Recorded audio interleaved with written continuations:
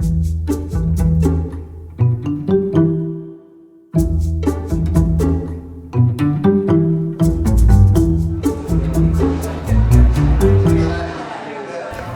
I'm Daniel Borsa, co-author of the Customer Catalyst, and welcome to our second Global Online Customer Catalyst Conference. And hi, I'm Chris Adlard, also co-author of the Customer Catalyst. Welcome to the world's first conference on customer-led growth. And we're here at the Thames Lido in Reading, England. It's founded in 1902 as a private swimming baths and has now regenerated as an innovative leisure experience to come and spend time. And this place is a very special place in our heart because it's where we wrote, conceived, planned much of the Customer Catalyst book. So we're absolutely delighted to be here, and we're delighted that you're here too. So 2 years ago, we launched our book, The Customer Catalyst, How to Drive Sustainable Business Growth in the Customer Economy. We had our book launch at the Royal Horse Guards Hotel in London. And when we launched the book, it was shortlisted for the 2020 Business Book of the Year. But it was never just about launching a book. It was about a mission to get leaders to think differently about centering the whole organisation around the customer. So we're excited that our mission is moving on apace with our second Customer Catalyst online conference.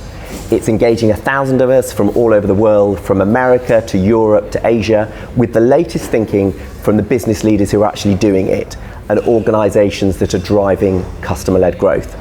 So we want you to have a great customer experience during the conference, and thanks to our platinum sponsor Influitive, whose platform we're using for the Customer Catalyst community and this conference today and tomorrow, it allows us to engage directly with our speakers. So you can go online and IM questions directly to the speakers and get their insight and advice, but also there are some great rewards.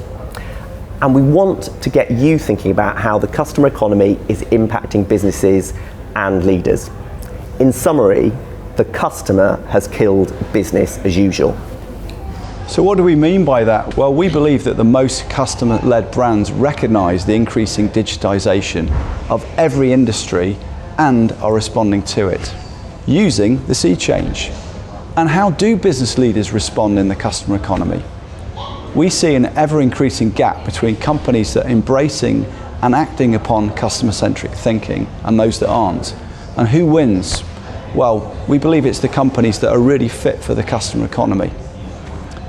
This conference is all about bringing some brilliant examples of the sea change to you. The sea change means a focus on the customer. It means C-level discussions, and C for sea change, a transformation towards customer centricity. And many of you here today work in customer experience, customer success or customer advocacy, and so this conference will really resonate with you. The difference with our conference this year is that we've upped our game. As well as an even more amazing selection of customer speakers, we're also pleased to have very selected sponsorships from partners that align to the sea change. All of our partners have brought C-level customer speakers to the conference, real-life business leaders who've embarked on customer-centric sea change transformations. And this all aligns well with our partner strategy, because today we're launching a new partnership program allowing thought leaders, strategic partners, technology partners, media partners, consultants, community partners and CSR partners to join the sea change.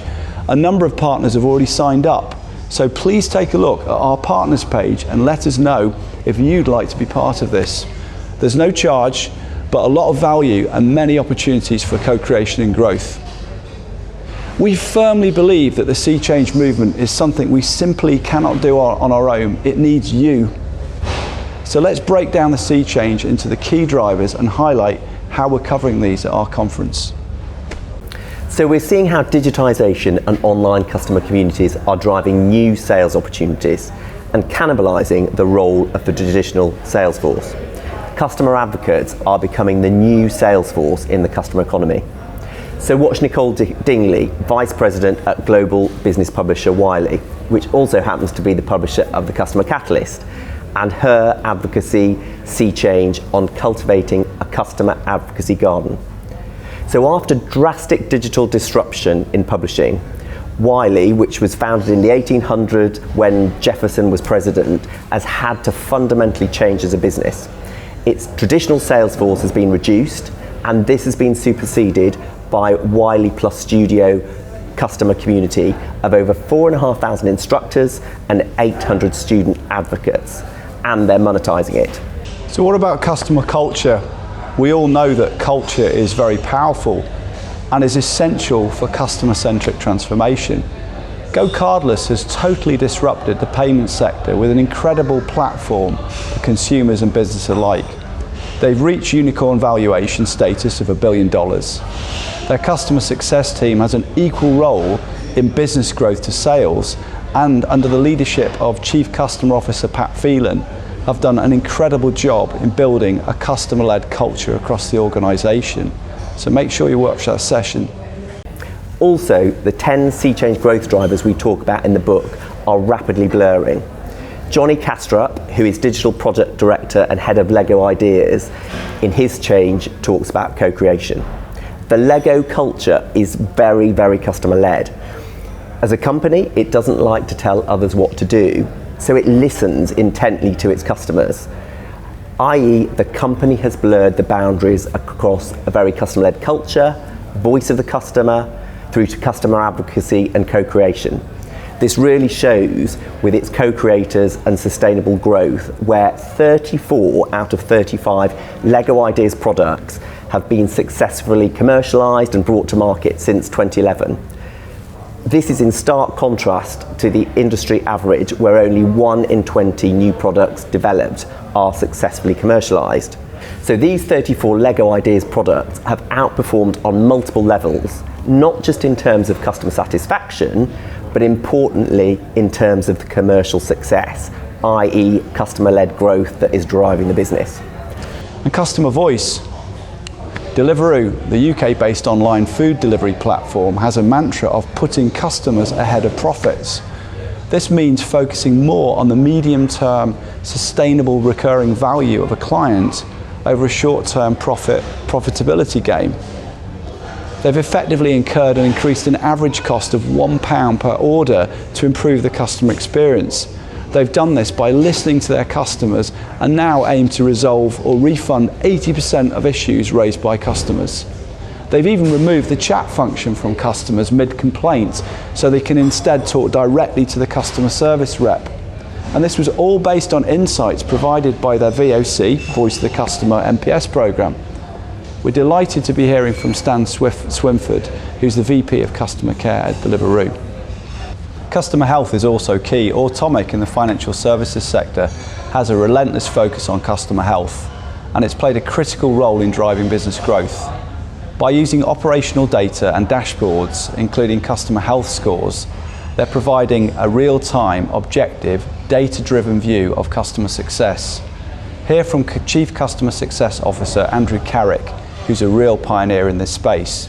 And similarly, Conga, a SaaS platform to help operationalise businesses, has overhauled their VOC program and supercharged their efforts around NPS. Now using AI-driven views to measure customer health and satisfaction. Don't miss out on the session from Jamie Dagger and Angela Mackay, who are customer exec leaders at Conga, and they're going to be interviewed by OCX, Claire Sporton. And underpinning all of this is technology. So James Hyde is an amazing customer-led CEO and co-founder of James & James Fulfillment. It's a global e-commerce company based in the UK, which has gone from zero revenues to in excess of £30 million per annum.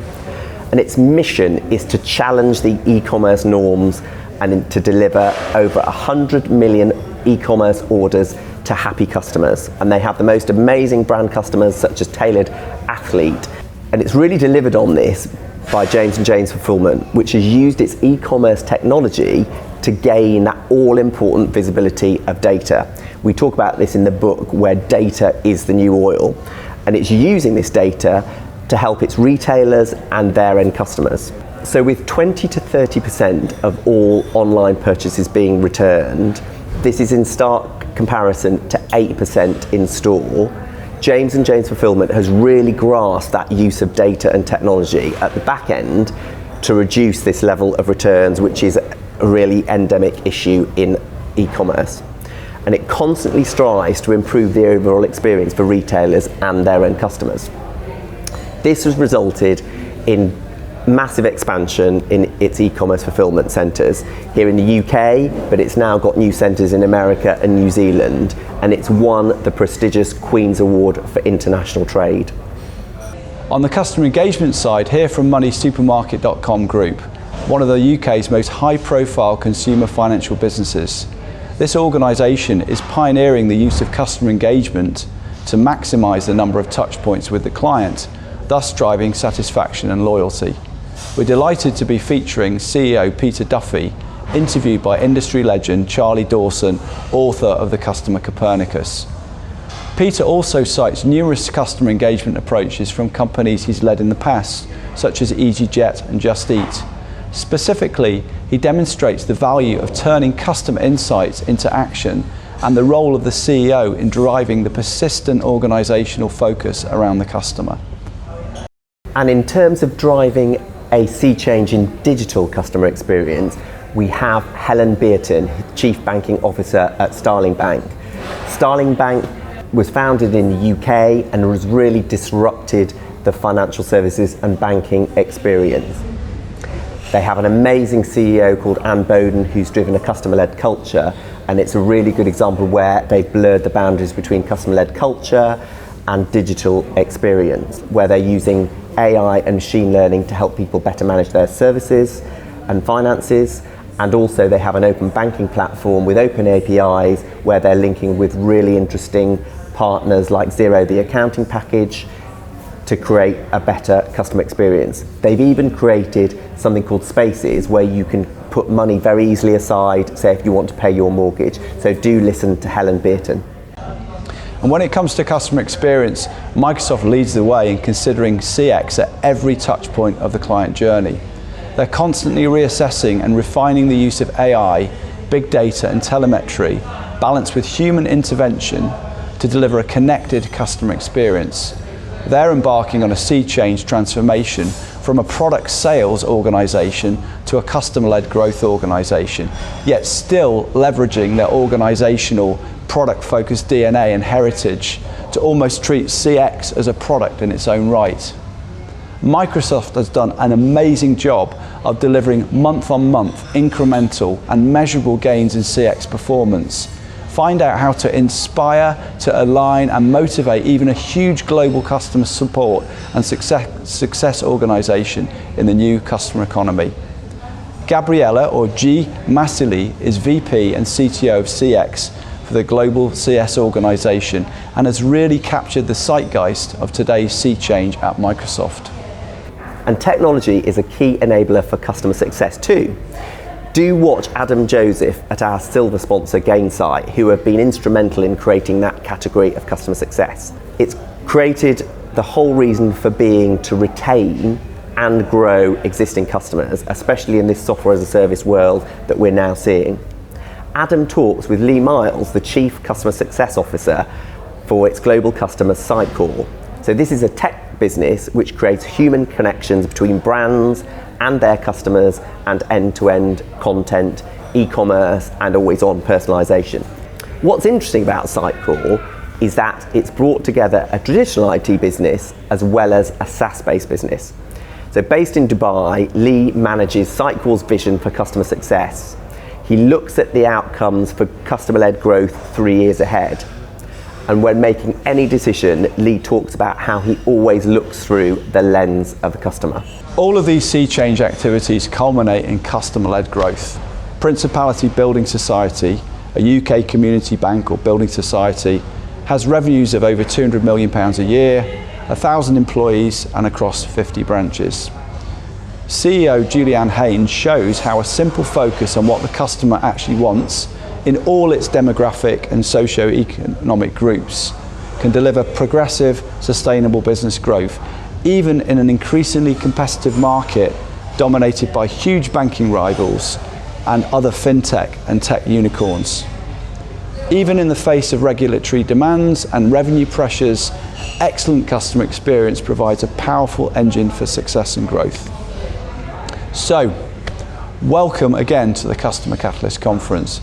We hope you enjoy it. Don't forget to join the conversation with fellow customer-led leaders on the customer community powered by Influitive.